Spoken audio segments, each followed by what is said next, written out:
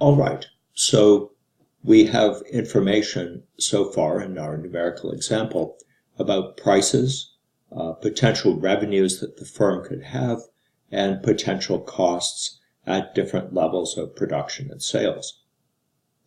Now we need to put them all together to determine what the firm should do in this simple situation. And I'm calling it a simple situation because I'm supposing that the firm is only going to set a single price for its product. Later in the course, we're going to look at more interesting situations where the firm can charge different prices to different people or come up with more complex pricing strategies. But right now, we're just going to look at a simple situation where the firm can only choose one price.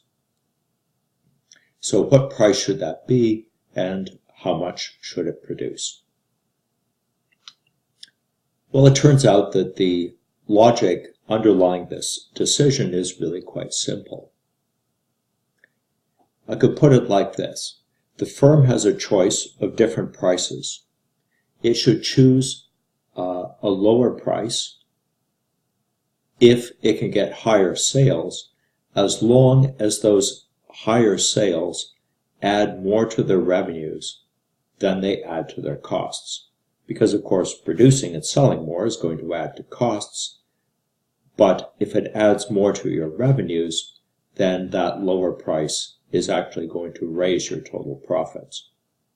So you're going to want to choose a lower price as long as that situation holds. So just to put it in the terminology that we've got, if marginal revenues, that is, again, the addition to your revenues, is greater than the addition to your costs, or marginal costs, then it would pay to lower the price and sell a bit more to increase your profits. Let's just consider a simple numerical example. So I'm just going to pick up from the earlier example of book production where we had information about costs. And let's see what happens. So here is our critical information. Again, if you want to just pause the video and have a look at what's on the table, that might make it a little easier to understand. Okay, let's just walk through the table here.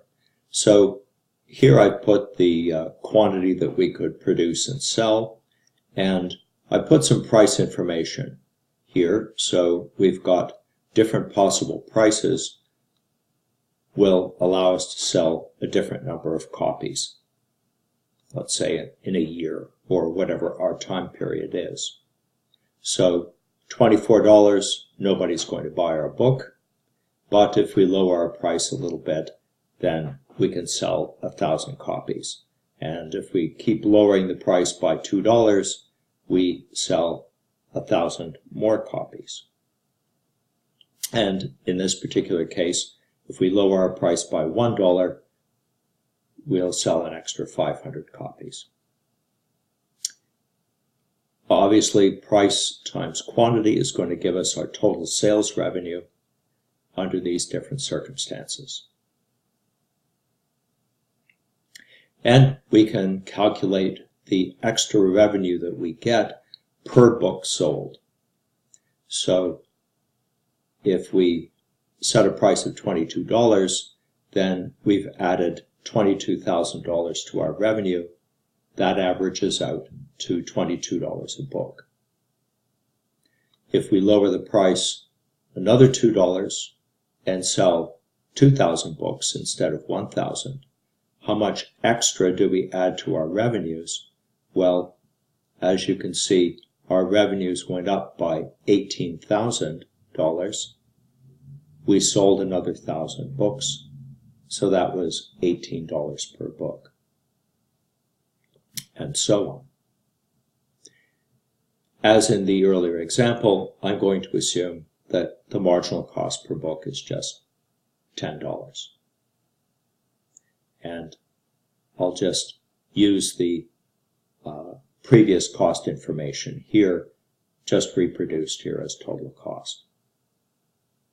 Well, obviously we could figure out where total profit is simply by comparing total revenues, total costs, and looking at the difference between the two. And you can see that the way I've constructed things, the maximum profit occurs at a price of $17 when we sell 3,500 books a year, or whatever our time period is. But there's another way that we can discover this profit maximizing price. That's by using the logic that I sketched out earlier of comparing marginal revenues with marginal costs. Let's just go through that step by step.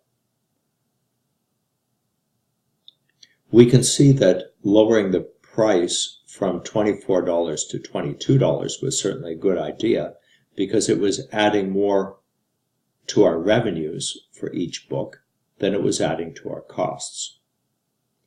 But by that same logic, it would also make sense to lower the price further because that lower price still adds more to our revenues than to our costs. Similarly, if we were to choose a price of $18 instead, that move from $20 to $18 would still be profitable. We add more to our revenues per book than the additional book adds to our costs. When we get down here, though, we can see that we've kind of reached the end of the road. If we lower the price by $1 here from 18 to 17, we add more to our revenues than we add to our costs, but if we go below that, we add more to our costs, here $10, than we add to our revenues. So selling that extra 500 books is going to lose us $1 per book in terms of profits. Our profits are going to be going down. And you can see that right over here. Profits are $500 less than they would be at a price of $17.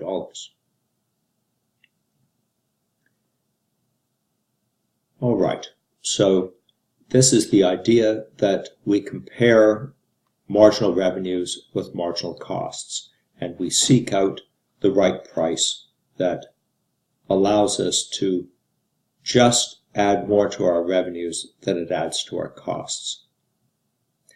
This may be a little easier to understand if we see it in a picture. So let's go to a picture and then perhaps we'll come back to this table. I'm going to illustrate the situation in this diagram here. So essentially what I'm doing is picking up on the demand and marginal revenue information that we had before, and I've added in the information about costs. Let's just again go through the logic here. We can see the price that we're choosing along the demand curve. That's telling us how much we sell at each possible price. This green marginal revenue line is telling us how much would we add to our revenues if we lower the price a little bit and sell one more book.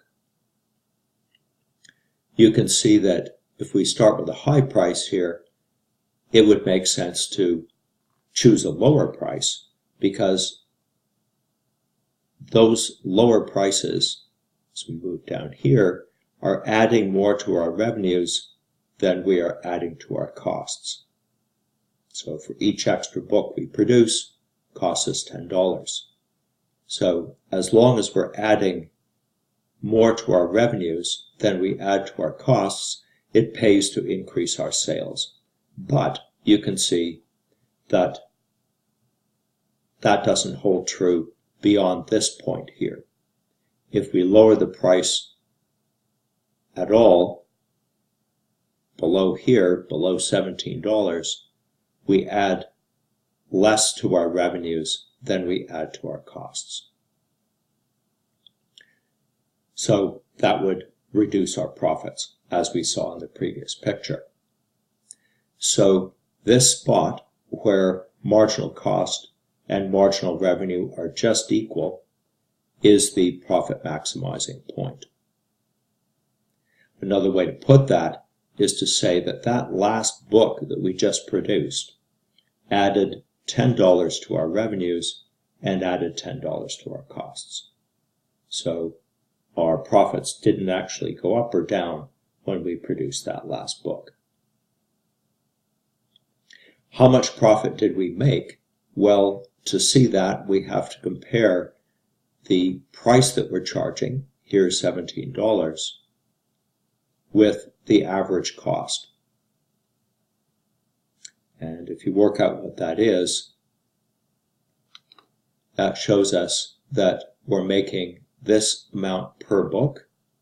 If we multiply that by the total number of books that we're selling, we get a total profit that can be expressed as the area of this rectangle here, just its height times its width.